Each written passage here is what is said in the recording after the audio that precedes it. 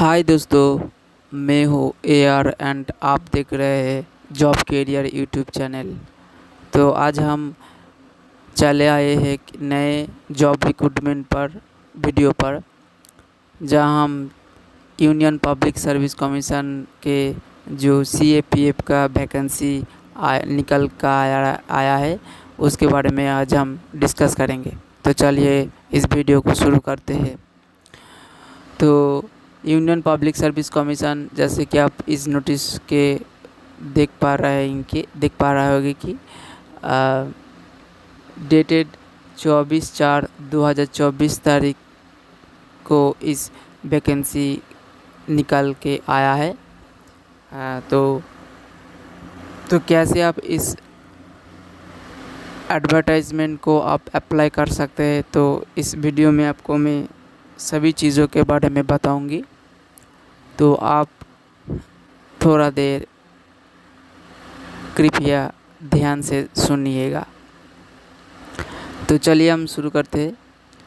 देखिए, इस CAPF vacancy जो central armed police force assistant commandant examination 2024 का जो एग्ज़ामिनेशन है उसको अप्लाई करने के लिए आप सभी को upsconline.nic.in वेबसाइट पर सबसे पहले वन टाइम रजिस्ट्रेशन करना पड़ेगा सबको।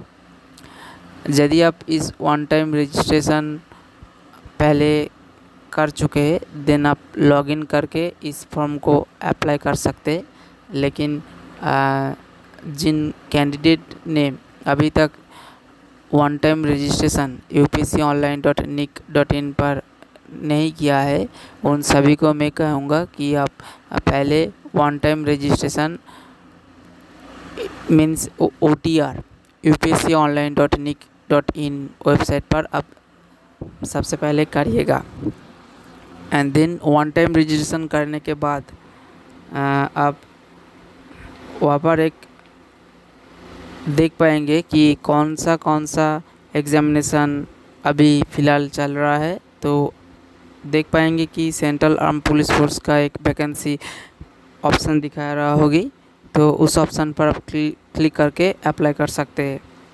तो चलते हैं हम इसके नेक्स्ट जो मेन हाईलाइटेड चीज़ है, ये फॉर्म फिलअप कब से शुरू होगी। देखिए फ्रेंड, फॉर्म फिलअप यहाँ पर जो नोटिस है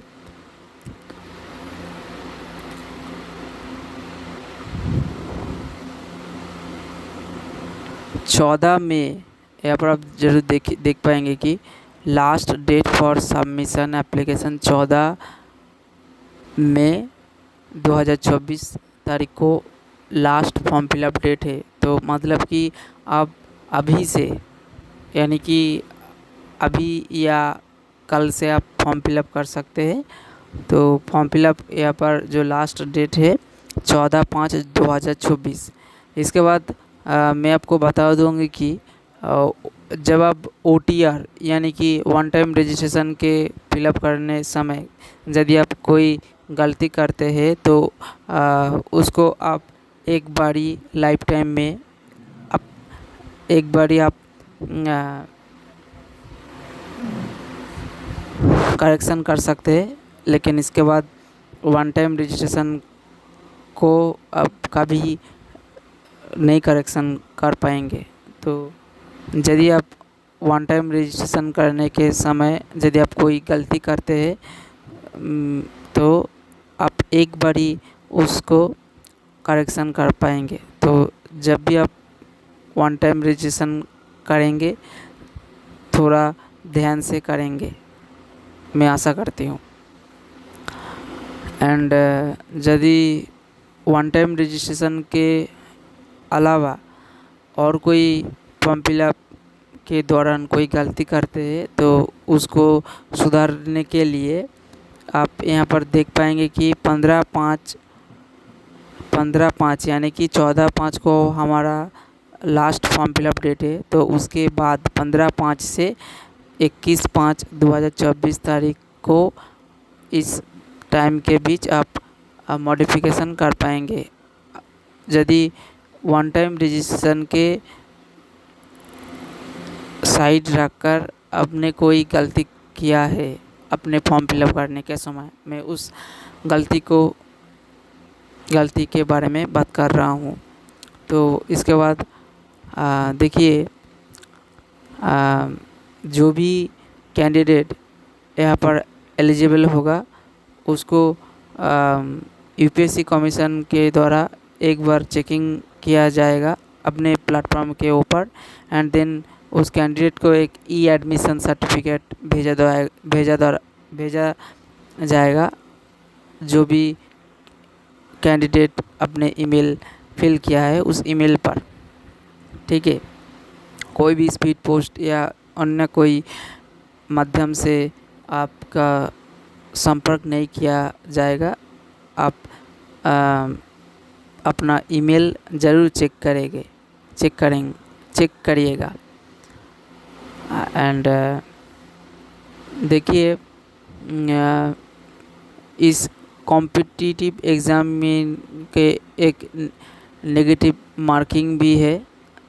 ठीक है, जो करीब 1/3 यानी कि 0.33% हर एक गलती किया क्वेश्चन पर। ओएमआर फिल यानी कि एग्ज़ाम के द्वारा आप ज़रूर ब्लैक बॉल पेन यूज़ करिएगा, क्योंकि यहाँ मेंशन है must use black ball pen only. And यदि आपने कोई रोल नंबर या टेस्ट बुकलेट सीरीज़ कोड गलती से भी फिल किया है तो आपका आंसर स्क्रिप्ट रिजेक्शन हो भी सकता है। एंड इसके बाद हमारा जो नेक्स्ट पॉइंट है,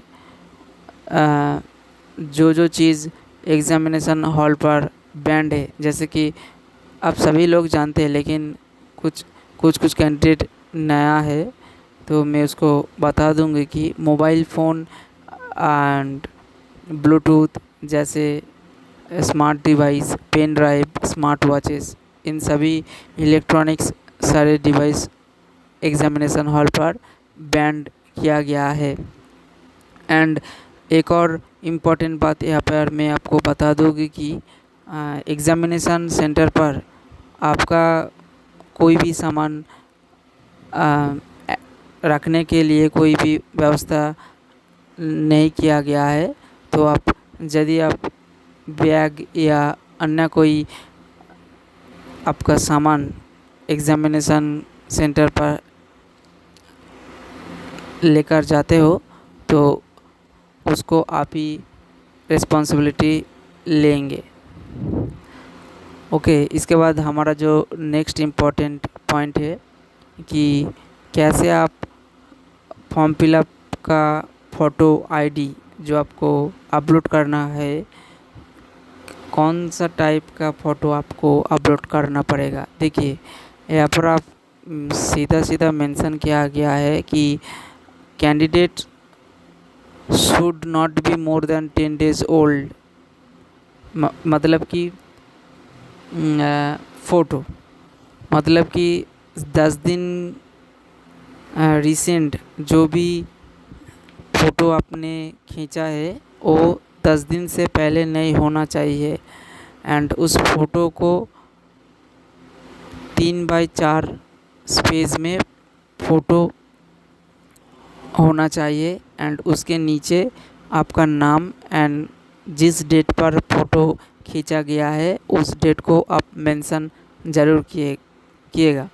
यहाँ पर मैं एक कोशिश किया हूँ कि आपका बेहतर समझाने के लिए। यहाँ पर आप देख पा रहे हैं कि एक पासपोर्ट साइज फ़ोटो का साइज़ है। एंड इस फ़ोटो पर आप नीचे जो इस बॉर्डर है, इस बॉर्डर को नीचे आपका नाम एंड देन आपका जिस भी डेट ने आपको फ़ोटो खींचा है उस डेट को आप नीचे मेंशन करिएगा। एंड फ़ोटो इस तरह ज़्यादातर फ़ोटो को फेस दिखाना पड़ेगा। अब जहाँ पर भी फ़ोटो खींचने जाएंगे वहाँ पर आप ज़रूर जिस जिस भी फ़ोटो खींचने वाला बंदा है उसको आप बता देना कि देखिए मेरा फ़ोटो 3x4 स्पेस में ज़रूर होना चाहिए। एंड इसके अलावा और कोई फ़ोटो नहीं एक्सेप्ट किया जाएगा। एंड इसके बाद जो एक पॉइंट है कि एग्ज़ामिनेशन सेंटर पर आप सभी 30 मिनट्स के पहले आप ज़रूर पहुंच जाएंगे।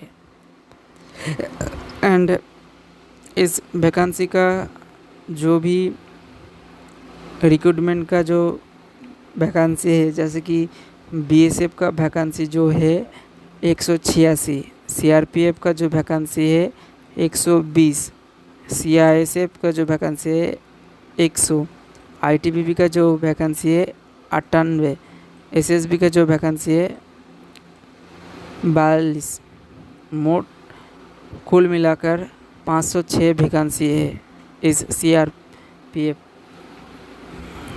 Central CAPF central armed police force assistant commandant. इसके बाद जो भी हाईलाइटेड चीज़ है, जैसे कि सेंटर ऑफ एग्जामिनेशन, आप सभी यहाँ पर देख पा रहे हैं कि जो भी एग्जामिनेशन सेंटर है यहाँ पर एक टेबल में आपको बता दिया गया है। तो आप इस टेबल को एक बार ज़रूर अच्छी तरह से देख लेना। एंड इसके बाद एलिजिबिलिटी क्राइटेरिया जो है, नेशनलिटी आप सभी को मस्ट बी इंडियन सिटीजन होना पड़ेगा। एंड इस फॉर्म को male and female both candidate apply कर सकते हैं। एज लिमिट देखिए, अन्य एग्जामिनेशन पर आप सभी देख पाएंगे कि 20 से 28 या 31 साल मेंशन किया गया है, लेकिन इस एग्ज़ामिनेशन पर आप देख पाएंगे कि 20 से 25 साल की एग्ज़ाम एज बताया गया है। एंड इसके अलावा जो भी शेड्यूल कास्ट कैंडिडेट है, शेड्यूल ट्राइब कैंडिडेट है, उसके लिए अप टू 5 ईयर का एज रिलैक्सेशन देख पाएंगे उस ओनली SC/ST कैंडिडेट के लिए। एंड देन इसके अलावा जो others belonging backward classes category है उन सभी के लिए 3 ईयर का एज रिलैक्सेशन देख पाएंगे। एंड सेंट्रल गवर्नमेंट सर्वेंट जो भी कैंडिडेट रहेगा उन सभी के लिए 5 ईयर का एज रिलैक्सेशन देख पाएंगे। एंड इसके बाद हम चर्चा करेंगे कि एजुकेशन क्वालिफिकेशन क्या रहेगा। इस फॉर्म को अप्लाई करने के लिए आप सभी को एक बैचलर डिग्री जो कि यूनिवर्सिटी के द्वारा यूनिवर्सिटी के अंडर रजिस्टर्ड है, तो आप इस फॉर्म को अप्लाई कर सकते हैं। तो आप सभी को एक बैचलर डिग्री होना चाहिए। एंड इसके बाद देखिए, जो भी कैंडिडेट के पास NCC-B या NCC-C सर्टिफिकेट है उन सभी को इंटरव्यू एंड पर्सनालिटी टेस्ट में ही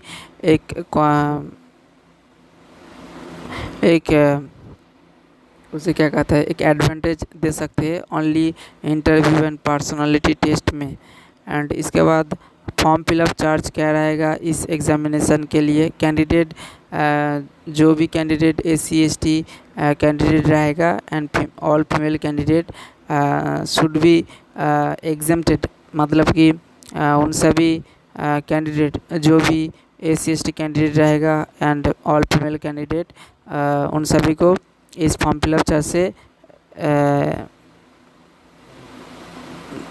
चार्ज नहीं देना पड़ेगा। एंड अदर्स कैंडिडेट जो कि जनरल कैटेगरी का है यानी कि मेल कैंडिडेट उन सभी को 200 रुपया फॉर्म फिलअप चार्ज रहेगा। इसके अलावा यहाँ पर पूरा तरीके से मेंशन किया गया है कि all female candidate and candidate belonging to schedule caste and schedule tribe are not required to pay any fee. Okay, and इसके बाद हमारा जो हाईलाइटेड पॉइंट है कि आप सभी ज़रूर इस बात को याद रखेंगे कि याद रखिएगा कि 14 मई 2024 को ही इस एग्ज़ामिनेशन का लास्ट फॉर्म फिलअप डेट है। इसके बाद हमारा जो नेक्स्ट पॉइंट है, देखिए इस एग्ज़ामिनेशन को आप 3 स्टेज पर देख पाएंगे कि रिटन एग्ज़ाम पहले होगा एंड देन उसके बाद फिज़िकल मेजरमेंट टेस्ट या फिज़िकल एफिशिएंसी टेस्ट होगा। जैसे कि आप देख पा रहे हैं कि रिटन एग्ज़ामिनेशन आप सभी को 4 अगस्त 2026 को एग्ज़ाम कंडक्ट किया जाएगा। पेपर वन एग्ज़ामिनेशन 10 से 12 दोपहर में एंड इसके बाद पेपर 2 2 से 5 बजे तक एग्ज़ाम रहेगा। एंड जो भी आपका सिलेबस रहेगा यहाँ पर पूरा तरीके से आपको बताया गया है कि general studies Asian comprehension 200 marks के रहेगा and general ability and intelligence 250 marks का रहेगा। Physical standard and physical efficiency test जो रहेगा यहाँ पर आप देख पाएंगे कि 100 मीटर रेस को मेल कैंडिडेट के लिए 16 सेकंड में कंप्लीट करना पड़ेगा। 800 मीटर रेस के लिए 3 मिनट 45 सेकंड में कंप्लीट करना पड़ेगा। लॉन्ग जंप के लिए 3.5 मीटर कंप्लीट करना पड़ेगा एंड शॉर्ट पुट के लिए 4.5 मीटर थ्रो करना पड़ेगा। एंड इसके बाद आपका एक इंटरव्यू यानी कि पर्सनालिटी टेस्ट होगा जो कि 150 मार्क्स का रहेगा एंड देन उसके बाद फाइनल जो सिलेक्शन आपको रहेगा जो आप रिटन एग्ज़ामिनेशन एंड इंटरव्यू दिया है उसको टोटल करने के बाद ही आपको फाइनल सिलेक्शन या मेरिट लिस्ट कंप्लीट होगा। एंड इसके बाद यहाँ पर और कुछ जैसे कि हाईलाइट बात किया गया है कि पेनल्टी आपको रहेगा रॉन्ग आंसर के लिए एंड इसके बाद आप एक क्वेश्चन का चारों अल्टरनेटिव आंसर रहेगा। आप सभी जिस भी आंसर राइट लगे उसी को आप टिक करें एंड यदि आप जो क्वेश्चन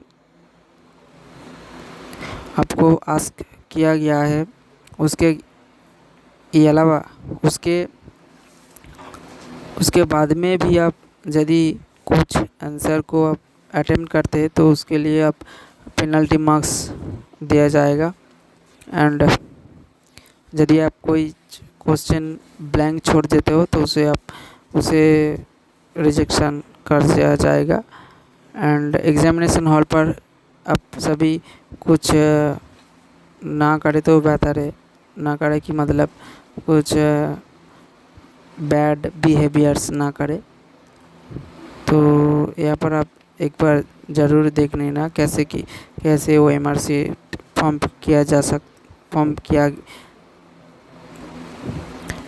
कैसे आप फॉर्म फिलअप कर सकते हैं OMR शीट को। तो यहाँ पर एक बार आप ज़रूर देख लेना। तो यहाँ पर ही हमारा वीडियो ख़त्म होता है। यदि इस वीडियो को आप कुछ जानने को मिलता है या हेल्प मिलता है तो आप सभी इस जॉब कैरियर यूट्यूब चैनल को आप सब्सक्राइब करके रखिएगा। एंड ऐसे ही जॉब रिक्रूटमेंट वीडियो को में आप इस चैनल पर देख पाएंगे।